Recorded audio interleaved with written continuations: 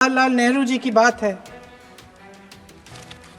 जितनी देर हमारे प्रधानमंत्री देश के प्रधानमंत्री रहे हैं, 12 साल हो गए हैं, लगभग उतने ही सालों के लिए जवाहरलाल नेहरू जी जेल में रहे। मुस्लिम लीग के बयानों की निंदा करते और वंदे मातरम के प्रति खुद की भी और कांग्रेस पार्टी की भी निष्ठा को प्रकट करते हैं। अपने राष्ट्रगीत पर बहस कर रहे हैं, लेकिन हमारा राष्ट्रगान भी एक कविता का एक अंश ही है, एक लंबी कविता का एक अंश है। और इन दोनों राष्ट्रगीत और राष्ट्रगान के अंश को चुनने में सबसे बड़ी भूमिका गुरुदेव रविंद्रनाथ टैगोर की थी। वंदे मातरम के स्वरूप पर सवाल उठाना, जिसे संविधान सभा ने स्वीकार किया, न सिर्फ उन महापुरुषों का अपमान करना है जिन्होंने अपने महान विवेक से ये निर्णय लिया, मगर एक संविधान विरोधी मंशा को भी उजागर करता है। क्या सत्ता पक्ष के हमारे साथी इतने अहंकारी हो गए हैं कि अपने आप को महात्मा गांधी जी से, रविंद्रनाथ टैगोर जी से, राजेंद्र प्रसाद जी से, बाबा साहब अम्बेडकर जी से, मौलाना आजाद जी से, सरदार पटेल जी से, सुभाष चंद्र बोस जी से बड़ा समझने लग गए हैं? मोदी जी का अपने भाषण में ये कहना कि राष्ट्रगीत को एक विभाजनकारी सोच द्वारा काटा गया, उन सब महापुरुषों का अपमान है जिन्होंने अपना पूरा जीवन इस देश की आजादी की लड़ाई में झोंक दिया। वंदे मातरम को विभाजित करने का आरोप लगाकर आप पूरी संविधान सभा पर आरोप लगा रहे हैं, उसके हर एक नेता को दोषी ठहरा रहे हैं। यह हमारी संविधान सभा और हमारे संविधान का खुला वार है। और जहां तक जवाहरलाल नेहरू जी की बात है, जितनी देर हमारे प्रधानमंत्री देश के प्रधानमंत्री रहे हैं, 12 साल हो गए हैं, लगभग उतने ही सालों के लिए जवाहरलाल नेहरू जी जेल में रहे। किस लिए? इस देश की आजादी के लिए। उसके बाद 17 साल के लिए प्रधानमंत्री रहे। आप बड़ी आलोचना करते हैं इनकी, लेकिन अगर इन्होंने इसरो नहीं बनाया होता तो आज आपका मंगलयान नहीं होता। अगर DRDO नहीं बनाया होता तो तेजस नहीं बनता। अगर IIT और IIM नहीं बनाए होते तो हम आज IT में आगे नहीं होते। अगर एम्स नहीं बनाया होता तो हम कोरोना की जब बड़ी चुनौती का सामना कैसे करते? हाँ, वही कुछ भी। इसका मतलब है इस मुद्दे का जवाब नहीं है आपके पास। अगर इन्होंने BHEL, गेल, सेल, भाखड़ा नंगल ये सब नहीं बनाया होता जो आप सब बेच रहे हैं,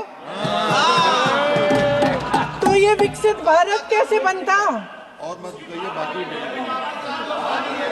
पंडित जवाहरलाल नेहरू इस देश के लिए जिए। सुन लीजिए, बेच लो यार, और बाकी भी बेच देंगे। पंडित जवाहरलाल नेहरू इस देश के लिए जिए और देश की सेवा करते करते उन्होंने दम तोड़ा।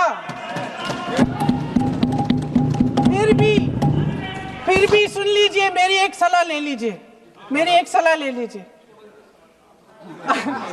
सर, मैं आपके माध्यम से सलाह दे रहे हैं। हम छोड़ना नहीं है। सर, मैं आपके माध्यम से एक सलाह दे देती हूँ। हमारे प्रधानमंत्री महोदय 12 सालों से इस सदन में हैं, मैं मात्र 12 महीनों से हूँ।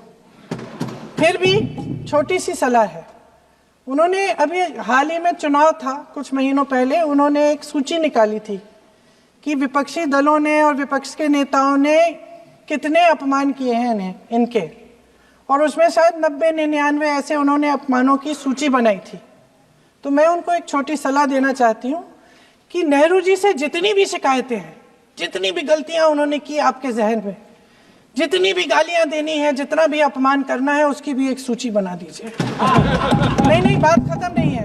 999 अपमान, 9,999 अपमान, सूची बना दीजिए और फिर हम एक समय निर्धारित करते हैं। जैसे हमने 10 घंटे आज वंदे मातरम पर हमने बहस किया है ना, उस तरह से हम अध्यक्ष महोदय जी से पूछेंगे, एक समय निर्धारित करेंगे, 10 घंटे, 20 घंटे, 40 घंटे, जितने घंटों में आपकी ये शिकायत पूरी हो जाए, माननीय सदस्य आप तो आप शांत हो जाएं और हम बहस कर लेंगे। लेकिन इस सदन का कीमती समय, जिसके लिए हमें यहाँ पे जनता ने भेजा है, जैसे हमें जनता की समस्याओं को हल करने के लिए चर्चा करनी चाहिए, इस्तेमाल करना चाहिए, उसको एसी के लिए इस्तेमाल करिए। उसके बाद जैसे अंग्रेजी में कहते हैं ना, जैसे अंग्रेजी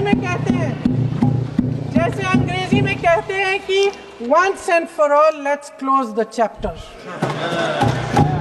क्लोज कर लीजिए।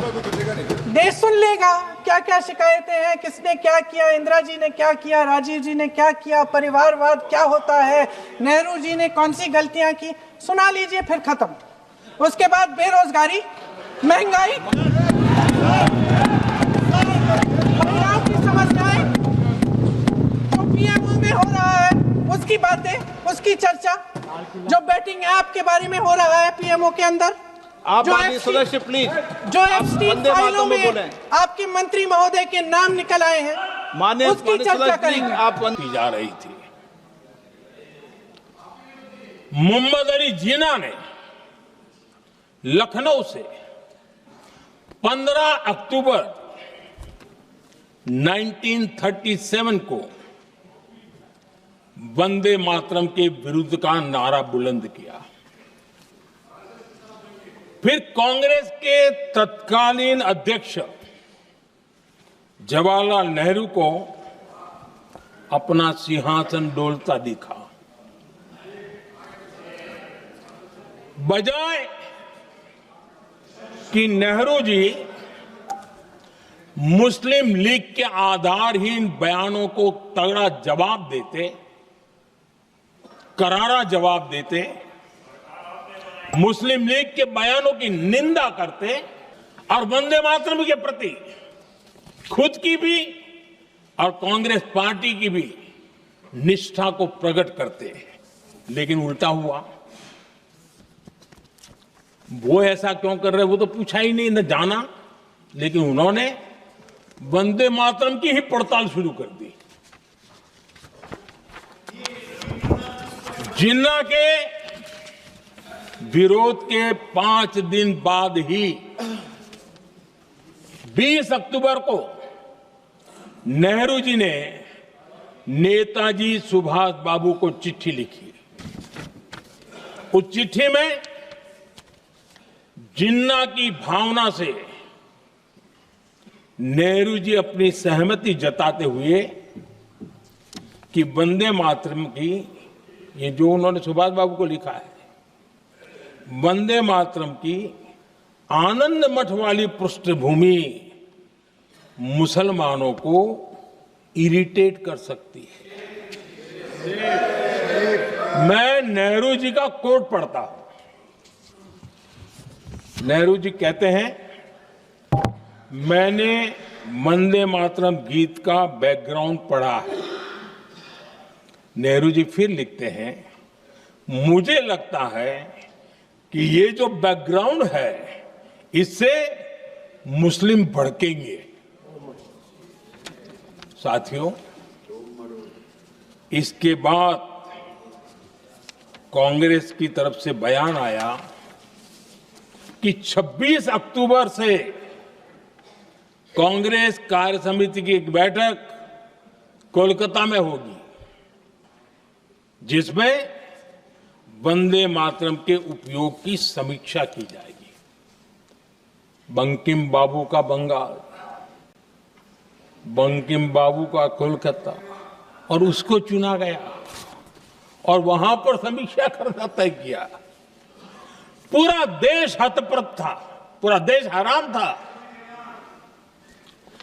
पूरे देश में देशभक्तों ने इस प्रस्ताव के विरोध में देश के कोने कोने में प्रभात फेरियां निकाली, वंदे मातरम गीत गाया। लेकिन देश का दुर्भाग्य कि 26 अक्टूबर को कांग्रेस ने वंदे मातरम पर समझौता कर लिया।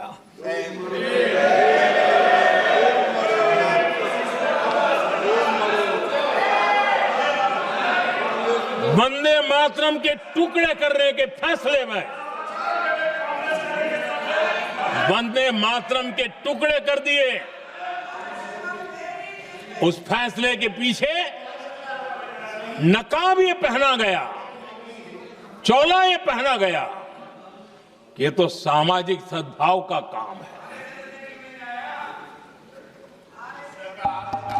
लेकिन इतिहास इस बात का गवाह है कि कांग्रेस ने मुस्लिम लीग के सामने घुटने टेक दिए और मुस्लिम लीग के दबाव में किया। और कांग्रेस का ये तुष्टीकरण की राजनीति को साधने का एक तरीका था। आदरणीय अध्यक्ष जी, तुष्टीकरण की राजनीति के दबाव में कांग्रेस वंदे मातरम के बंटवारे के लिए झुकी। इसलिए कांग्रेस को एक दिन भारत के बंटवारे के लिए झुकना पड़ा।